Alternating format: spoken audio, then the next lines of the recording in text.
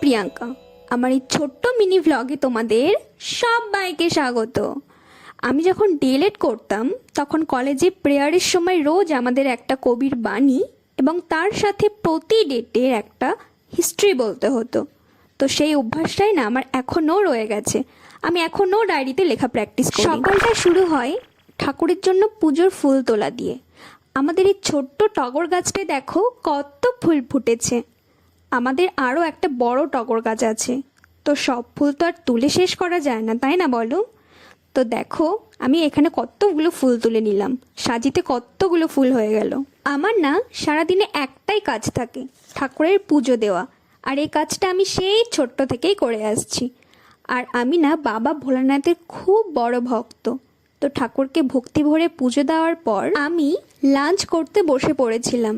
আমি যেহেতু এখন বেশি ভেজিটেবলসে খাই, তাই মা আমার জন্য এখন আলাদাভাবেই রান্না করে। এখন আমি একটু তেল ঝাল মশলাটাকে অ্যাভয়েড করছি। সিম্পল খাবার খাওয়াটাকে আমি একটু এখন বেশি পছন্দ করছি। আর এখন যেহেতু গরম পড়ে গেছে, তো সবারই একটু এখন সিম্পল খাওয়াটাই ভালো। খেয়ে উঠে আমি একটু শসাও খেয়ে নিয়েছিলাম। বিকেলের দিকে আমার এই ছোট্ট স্টুডেন্ট দুটো পড়তে চলে এসেছে। এই যে এনাকে দেখো, এনাকে পড়াতে গেলে তো আমাকে 1000টা প্রমিস করতে হয়, তবেই সে পড়ে। তো এভাবেই আমার দিনটি আজকে কাটলো।